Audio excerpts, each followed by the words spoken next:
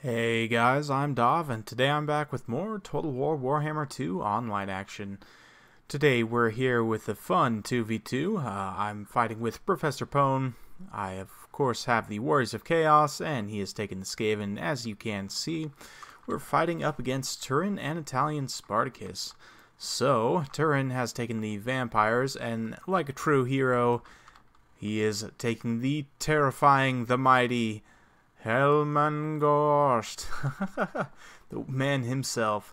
And looks like Italian Spartacus taking the Dark Elves, going to be rolling with Malekith here.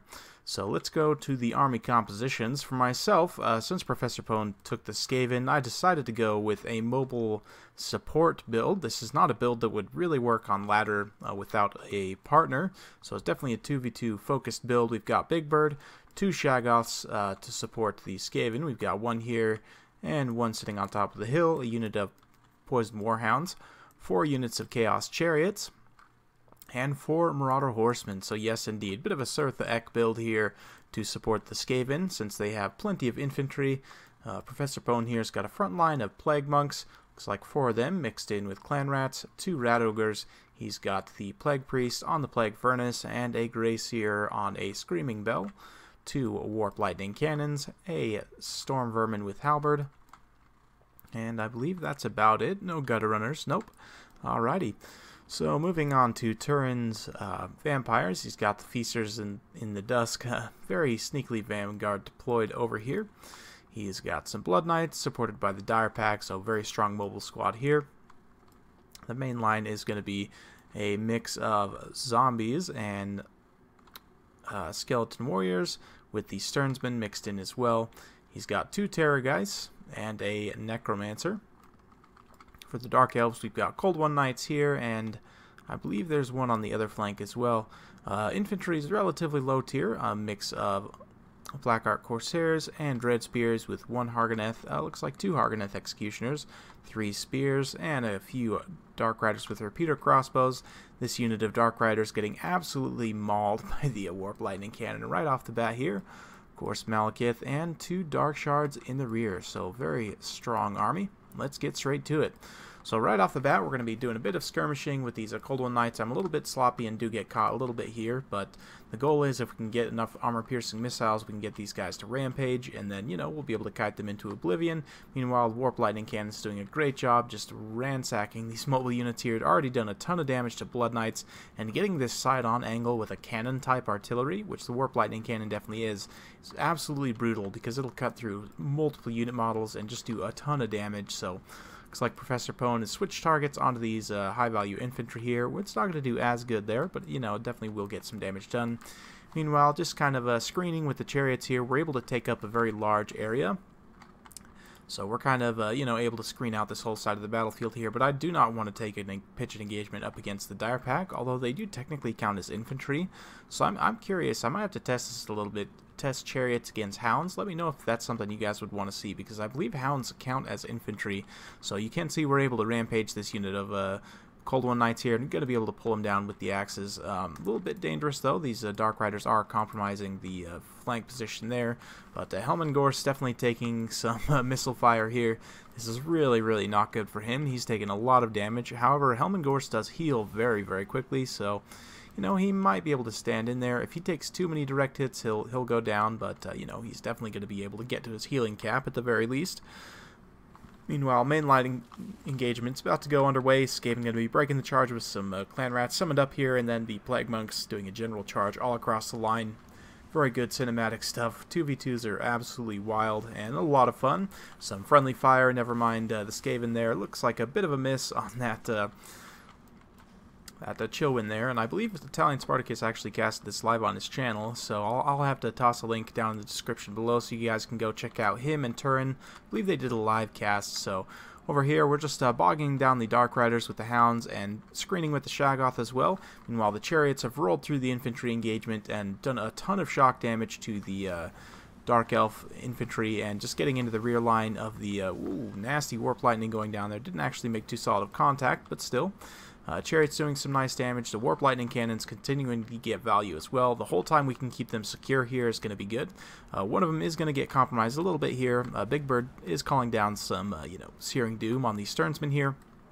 We are going to need to get on these Dark Riders, or the Dark Shards here in very quick order. Meanwhile, over on this flank, the Shaggoth did get killed by the Blood Knights combined with the Terrorgeist. No big surprise there. But, we're going to be able to screen with all these Marauder Horsemen, the true Surtha Patriots here. And the Chariots just completely cleaning up shop in the infantry fight. Despite the monsters of our opponents here, we're able to just collapse heavily with multiple units of Chariots. And I mean, Malekith is going to be able to do quite a bit of damage here, but there's so many Chariot models that, he's not going to be able to damage all of them at once. Meanwhile, Big Bird's taking a ton of fire, which, that missile resistance definitely helps there. But Helman Gorst is still alive somehow. He's not quite to his healing cap either, so true Patriot there, standing here in the pocket, giving his troops plenty of buffs, and it looks like the vampires are actually pulling through. A lot of the Skaven infantry has somewhat crumbled away, and it's devolved into a little bit more of a but mobile engagement rather, which is definitely going to favor our forces with my Surtha Chariots rampaging around. Currently a little bit bogged down on large monstrous units, but the Terrorgeists are going to be pretty rough as well. They're both still very healthy, and they'll do a ton of damage to large targets. So the cart's definitely in trouble here. The Rat Ogres, though, rear charging these Skeleton Warriors, going to be able to clean them up relatively easily, and now we are going to get a really nice side charge here right into these Dark Shards as they turn to fire, just doing a ton of shock damage here, and Malekith just not able to pull these Chariots down fast enough. They're just continuing to pull around the battlefield and support the Skaven infantry wherever needed. Meanwhile, Big Bird, being his unbreakable self, is just rampaging around the battlefield as well, popping in, popping some zombie heads off, and, having a great time. Terrorgeist being committed now onto these Marauder Horsemen, gets a quick terror route, and both the Terrorgeists are now going to turn their attention over to Big Bird, which is really, really bad for Big Bird. He's a very powerful lord, probably one of the most powerful lords in the game. Well, maybe not with the nerf to Final Transmutation, but still, he's not going to be able to stand up to two Terrorgeists in melee. That not the armor piercing rather, but the anti-large gives them a huge, huge buff up against Big Bird. So we have managed to hold long enough, though, for these Warp Lightning Cannons to use almost all of their ammunition, and just now the Marauder Horsemen are about to fend off the last of these Cold One Knights here, who have come back from rallying. We're kind of securing this rear pocket here. These two Shaggoths are still alive, although one of them is very low. They've been just continuously whomping away, and I'm not sure where Gorst got off to. It looks like he's still alive over there, actually. So Gorst is rolling over to show these Chaos Chariots what he thinks of their cart. Clearly, Gorst has the superior cart, although he's not going to win any races. He definitely has style points on them, with the zombie arms flopping about and everything, so. But the Chaos Chariots don't care. They care not for his superior pimp cart. They are rolling over here to hang out with their Skaven buddies. Clearly, this the Grey Seer also thinks very highly of his own cart here, not caring much for Gorst. We're gonna send the Shaggoths over in just a minute to deal the decisive killing blow to Gorst. But oh no, looks like the the Plague Furnace as well. Looks like he's summoning up some clan rats here. And yeah, here comes the Shaggoth, going to be dealing the killing blow to Gorst. So far from his zombie support, he is unfortunately going to die all alone here with his brothers. And yeah, it's the end of the road, unfortunately, for Helman Gorst. And any day now. Man, Gorst is a lot tankier than I give him credit for. And down he goes. So there goes Gorst. Malekith is still trundling around, though, and those Terrorgeists are still in very good shape. Balance of powers relatively even, slightly in our favor at this point. A lot of the Dark Elf forces have been routed off. They mostly just have Malekith now and a couple tattered units of infantry, but we are going to be inundating them here. These Hargonath Executioners getting, eaten up by these hounds here, and then the Surtha boys coming in here, getting that nice side charge, and hopefully finishing them off. Another Dragon Breath from Malekith has got Sartharel at 80 points, man. Big Bird only got 80 hit points here. He's definitely going to die, but he barely manages to get that Plague of Rust off at the very last second. And I'm not 100% sure. I don't quite remember who it was on, but at least I thought he got it off there at the last second, but maybe not. Looked like he was about to, but no. Oh yeah, it looks like he did actually get it off. So at the very last second, pops that Plague of Rust on Malekith. So if he comes down here, he's going to take extra damage. Only down to 50 armor, so relatively low. But it's going to be a bit of a tight fight here at the end. We're balance of power slightly in our favor. We have got this one Terrorgeist into crumbling, although it's starting to pull its leadership back together now. But the chariots, man, and the one Shaggoth left here as well. A little bit of friendly fire here, just blows up one of those chariots. That was actually the last shot from those warp lightning cannons, so we've been able to use all the ammo on them pretty much. Very, very nice.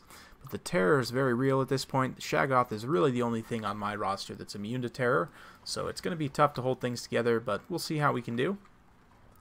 The Shaggoth's going to turn his attention here to this Terrorgeist, and in just a one-on-one situation, let's see.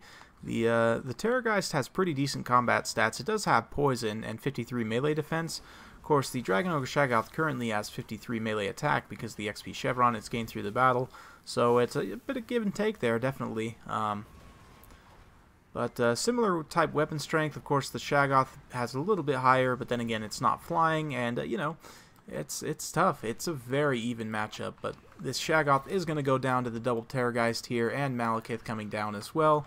But we do have these brave Storm Vermin that were holding the hill. They no longer have those Warp Lightning Cannons to protect, so this full health unit just about has come down here. They've taken quite a bit of casualties, but they've done a ton of damage to Malekith and this Terrorgeist here, so super clutch MVPs, Storm Vermin, in this late game situation here. Storm Vermin, although they're, you know, pretty poor when it comes to elite tier infantry in terms of their raw stats, they do have 120 unit models and decent weapon strength, plus 90 armor. Makes them a decent tool for, you know, for the cost. I'm not wild about them, but one or two can definitely pay themselves off in certain situations, like this kind of late game situation here, where you're inundating the Terrorgeist with the Poison Hounds, just keeping him locked down on the ground and letting the Storm Vermin kind of support in this engagement here. Meanwhile, the Surtha Ek boys are chasing Malekith off. He's not able to escape, and there was a unit of Rat Ogres, I believe, over here that rallied to the cause, and that's going to be victory. So very well played to Turin and Italian Spartacus and my partner in crime here, Professor Pone.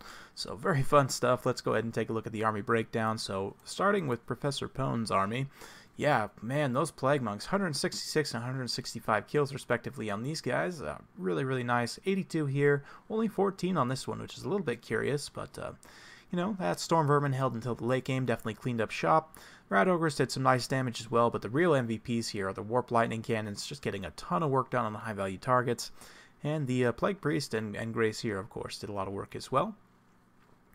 For Turin here, fighting under the Wild Hogs designation, Helman Gorst, you know, he surpassed all expectations by staying alive for most of the battle, and you know, that's really all you can ask of Gorst. You really can't ask more than that of him. If he stays alive for that long, well played, sir.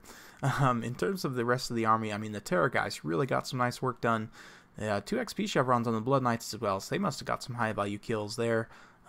Let's see, for Italian Spartacus here, Malekith, only 39 kills.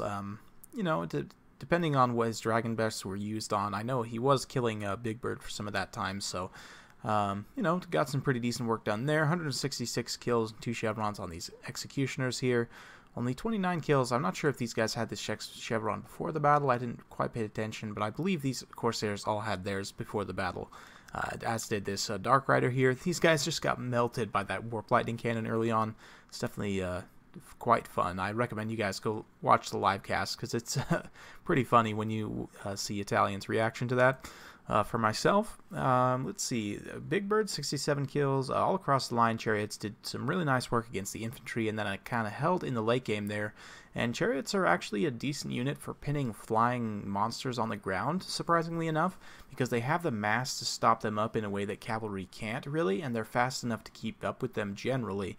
So especially if you support them with something like these Poison Warhounds, they actually are surprisingly, you know, although you wouldn't really want to hold them in that role, you need something else to kill the large monster. They can help keep them pinned. They can help keep them pinned down on the ground, potentially. Marauder Horsemen all got quite a bit of work done. They had some chevrons before the battle, but they managed to pick up some more, dealing with those Cold One Knights. Shaggoths also got XP chevrons, you know, all around. Definitely some high-value work done there. And yeah, all around, just really nice from the Surtha bird.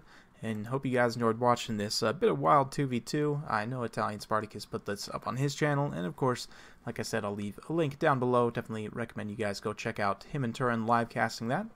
yeah, if you like this kind of content, like and subscribe. I'll keep it coming with more Total War Warhammer 2 content every single day, and stay tuned for more. We'll see you next time.